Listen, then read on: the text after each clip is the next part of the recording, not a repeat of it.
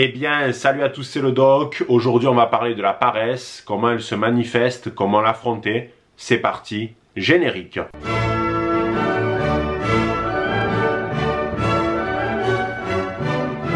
Il y a quelques semaines, j'ai réalisé 2 vidéos sur les 7 péchés capitaux. L'une portant sur l'envie et l'autre sur la colère. Et vous avez été un certain nombre à m'envoyer des messages pour avoir un nouvel épisode sur la paresse.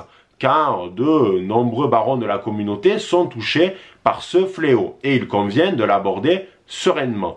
Tout d'abord, il faut comprendre que la paresse n'est pas considérée originellement comme un péché capital. Ça prenait un autre nom et c'était l'ascédie. L'ascédie, c'est lorsque les moines se détournaient de la pratique de la religion, qu'ils ne faisaient rien au lieu de lire des textes théologiques ou de prier. Évagre le Pontique disait que l'ascédie c'était le démon de midi car il se manifestait après les repas et que les moines avaient un gros coup de barre donc ils n'avaient pas envie de travailler. L'ascédie c'était un péché qui était profondément lié à la pratique de la religion et à la vie monastique. Le problème c'est qu'au fur et à mesure des siècles, il y a eu le processus de désenchantement weberien et un recul de la pratique de la religion catholique.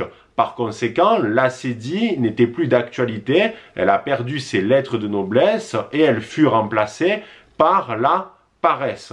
La paresse, si on devait la définir très simplement, c'est l'idée de ne rien faire. C'est un homme qui reste sur son lit à ne mener aucune action de la journée, ni pour lui, ni pour les autres. Il y a une notion d'immobilité dans la paresse. Il est possible également d'utiliser le terme de loisiveté. Dans nos sociétés modernes, la paresse est profondément liée à la notion de travail. Celui qui ne travaille pas est par conséquent paresseux. Mais il est possible de se poser une question. Quelle est la place des loisirs dans tout ça ? En effet, si un homme passe ses journées à jouer aux jeux vidéo, est-ce que ça fait de lui un paresseux? Certains pourraient dire automatiquement oui, mais c'est plus compliqué que ça. Dans la mesure où normalement, la paresse, c'est le fait de mener aucune action. Il y a une immobilité complète et malgré tout, le fait de jouer aux jeux vidéo, ça reste une action. Mais les débats restent bien sûr ouverts. Les Romains faisaient cette distinction entre le travail, les affaires publiques, et la vie privée et les loisirs. C'était ce qu'on appelle le négocium pour les affaires et le travail en général et l'osium pour les loisirs. Un auteur qui a beaucoup abordé cette question-là de l'osium, c'est Sénèque dans De la brièveté de la vie. Pour lui, un homme digne doit pouvoir pratiquer les deux. Le négocium, le travail de la vie quotidienne, mais également l'osium, la vie privée, les loisirs. Pour Sénèque, les loisirs, c'est à la fois de la méditation classique. Certains pourraient dire que méditer, c'est rien faire, mais pas pour Sénèque, car on s'élève l'âme, on la nourrit en faisant de la méditation. Et c'est également l'étude des textes anciens, une volonté d'apprendre, bref, d'accumuler des connaissances. Donc malgré tout, on voit que l'osium qui est avancé par Sénèque, qui est mis en avant par ce dernier, c'est pas de rien faire de ses journées. C'est pas glander sur son lit à regarder le mur et à attendre que ça passe. Ça implique malgré tout une action. Et ça, on le retrouve également dans les écrits de Montaigne, dans les essais publiés en 1588, où il y a un chapitre qui s'appelle « De l'oisiveté ». Pour lui, il y a vraiment cette distinction à faire entre le travail, les affaires publiques et la vie en communauté, et la vie privée. Car pour Montaigne, on est véritablement nous-mêmes lorsque l'on est chez nous, dans un cadre privé, lorsque l'on pratique nos loisirs. Car dans la vie de tous les jours, dans le monde du travail, on a un masque social. Et que dans notre vie privée, c'est à ce moment-là qu'on se retrouve. Et pour lui, c'est extrêmement important de s'accorder des moments de ce type. Montaigne aborde le fait qu'après avoir travaillé pendant plusieurs années, il a pris beaucoup de plaisir à se replier sur sa sphère privée. Mais attention, là encore pour Montaigne, l'otium, c'est la pratique, l'étude de textes anciens ou du moins une volonté d'accumulation de connaissances. Montaigne, c'était pas le genre à ne rien faire de ses journées et à attendre que ça passe. Donc on voit qu'avec ces deux auteurs, que ça soit Sénèque comme Montaigne, ils sont pas contre cette idée de loisir, cette idée de rester chez soi et de ne pas spécialement travailler, mais ça implique malgré tout toujours une action. Il y a également Bertrand Russell qui a abordé ce type de question dans L'éloge de l'oisiveté qui a été publié en 1932. Pour Bertrand Russell, on travaille trop, on met trop en avant la notion de travail, elle est omniprésente, elle est présentée comme une forme de valeur suprême. On juge la qualité d'un individu par rapport à son travail. Si on ne travaille pas, on est de suite considéré comme un déchet ou comme un raté. Pour Bertrand Russell, les individus travaillent beaucoup trop par rapport à ce que l'humanité a besoin. En somme, on pourrait travailler beaucoup moins et malgré tout pouvoir produire de la nourriture ou des biens de consommation dont on a besoin dans la vie courante. Mais pas besoin de faire des journées de 10-12 heures. 4 heures pour lui, c'est amplement suffisant. Et le temps libre, l'otium, il doit être consacré à la fois à la culture populaire et aussi à la culture un peu plus élitiste. Alors bien sûr, c'est une critique des sociétés capitalistes, mais attention, Bertrand Russell, il était également très critique du communisme, car il partait du principe que le communisme, lui aussi, mettait en avant la valeur travail. Dans la société capitaliste, c'était l'individu qui travaillait pour lui, tandis que dans le communisme, c'était l'individu qui travaillait pour la communauté. Mais dans tous les cas, il y avait cette notion de valeur travail comme étant suprême. Il faut comprendre que cette approche du travail comme valeur ultime, c'est très présent dans les sociétés anglo-saxonnes, parce que c'est propre au protestantisme. Et ça, c'est Max Weber qui l'a parfaitement démontré. Mais même quand on analyse le texte de Bertrand Russell, ce dernier ne met pas en avant, ne porte pas au pinacle le fait de ne rien faire de ses journées et d'attendre que tout ça, ça passe. S'il y a bien un personnage de la fiction qui incarne parfaitement le péché de la paresse, c'est le duc dans le film The Big Lebowski, et oui, l'accent est dégueulasse, mais on est en France ici, réalisé par les frères Cohen en 1998. Qu'est-ce que ça raconte? Eh bien, on suit les aventures du duc, interprété par Jeff Bridges.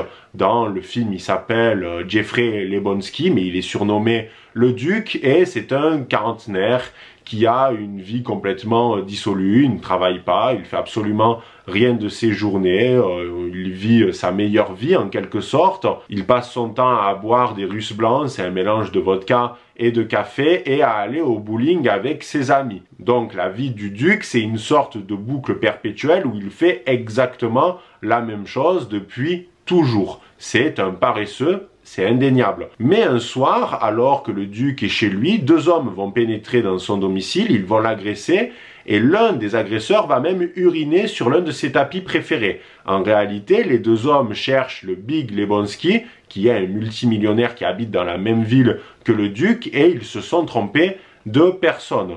En somme, le duc se fait agresser alors que ce n'est pas la cible de cette attaque. À partir de cet élément déclencheur, il va y avoir tout un tas de péripéties et la vie du duc va profondément changer, car là, il va devoir sortir de sa paresse habituelle pour mener un certain nombre d'actions qui vont d'ailleurs le mettre particulièrement en danger. Je ne vais pas plus vous divulgacher le film, mais il convient de dire que ça reste une fiction. Dans la mesure où si toi-même tu fais comme le duc, c'est-à-dire ne rien faire de tes journées, ce n'est pas demain que tu vas vivre des aventures extraordinaires. Ce n'est pas demain que Gandalf va venir chez toi et te dire il faut que tu ailles détruire l'anneau au Mordor. Non, ça n'arrivera pas. Tu mèneras une vie misérable si tu décides de mener aucune action dans ton existence, et y compris des actions liées au loisir. C'est-à-dire que si tu refuses à la fois le négocium et l'otium et que tu passes ton temps à ne rien faire, tu passes complètement à côté de ta propre existence. Et ce n'est pas les autres qui vont te sortir de ce cycle infernal. Car les autres, en voyant que tu ne fais rien de ta vie, ils vont se dire, bon, ben, il vit comme un moine chez lui, je vais pas plus le déranger. Et eux, par contre, ils vont finir par couper les ponts. Ce qui est normal. La différence, c'est que le duc dans le film, lui, il voit encore ses amis. Parce qu'il pratique le bowling et que le bowling, ça a une grande place dans sa vie. Mais si toi, demain, tu ne fais rien de ta vie, il ne t'arrivera rien. Et au pire, il t'arrivera que des choses désagréables, car vu que tu vas te couper du reste de la société, eh bien, tu vas développer en toi un spleen qui va être au bout d'un moment insupportable. car l'homme est un animal social, l'homme est un animal politique, il a besoin de vivre en société. Donc il faut à tout prix sortir de cette idée que la paresse est seulement liée au travail. Non, c'est plus compliqué que ça. La paresse, c'est également ne pas vouloir sortir voir ses amis, c'est également ne pas vouloir se cultiver, bref, c'est être un indolent. Et ça, c'est juste insupportable. Il faut également noter que la paresse, c'est ce qui ressemble le plus à la mort. Pourquoi? Parce que la mort, c'est l'immobilité, et la paresse, ça l'est aussi. On ne peut pas considérer que le sommeil, c'est de la paresse, dans la mesure où c'est un besoin physiologique. On a besoin de dormir pour mener une vie normale. Mais par contre, si on dépasse ce besoin physiologique et qu'on fait des heures pas possibles et qu'on passe notre temps à dormir, là, par contre, c'est de la paresse. Totalement. Le problème, c'est que quand on est paresseux et qu'on arrive au crépuscule de son existence, à 80-90 ans, on va regarder notre vie dans le rétroviseur et on va se dire « mais j'ai rien foutu ». Alors que quand on est jeune, on a la fougue, l'énergie, de la vigueur, et c'est pas à 90 ans que tu vas reprendre ta vie en main. C'est déjà trop tard. Et il n'y a rien de pire que de regarder dans le rétro et se rendre compte qu'on n'a pas mené des actions qui aurait pu être pourtant très bénéfique, à la fois pour nous et pour les autres. Mais est-ce qu'il est possible de lutter contre la paresse et le fait de procrastiner? En réalité, oui. Et la solution, on la trouve chez Jordan Peterson. Pour lui, chaque dimanche, après-midi ou le soir, tu vas prendre un petit calepin, un agenda ou une feuille de papier et tu vas faire ton planning de la semaine à venir. En gros, tu vas lister tes objectifs de la semaine, que ça soit professionnel, personnel ou en lien avec des loisirs. Et ensuite, ces différents objectifs, tu vas les partager avec les différents jours de la semaine pour que ça soit équitable. Il faut également que ça soit pragmatique et réaliste. Par exemple, si tu habites à la campagne et que tu as un rendez-vous en ville le mardi, un rendez-vous médical, tu dois profiter d'être en ville le mardi pour mener d'autres objectifs en lien avec la ville. Si tu dois par exemple acheter un livre ou faire telle ou telle chose. Pourquoi? Parce que ton temps est précieux et le but c'est pas de faire n'importe quoi, de faire des allers-retours car là tu risques de perdre ton temps. Donc tu vas partager tes objectifs avec les différents jours de la semaine. Et le but pour Jordan Peterson c'est de compléter tous les objectifs avant le dimanche prochain. En gros, c'est pas grave si le lundi, tu n'as fait que 25 ou 50% des missions que tu devais faire. L'essentiel, c'est que tu n'aies pas fait zéro. C'est déjà bien. Mais par contre, tu vas devoir réorganiser ton planning pour que la mission que tu n'as pas pu accomplir, l'objectif que tu n'as pas fait, soit réalisé dans les prochains jours. Donc, il faut réfléchir à la semaine. Mais par contre, si à la fin de cette dernière, tu n'as pas réussi à mener la plupart des objectifs les plus importants, eh bien, c'est qu'il y a eu un échec. Mais pour Peterson, ce n'est pas grave.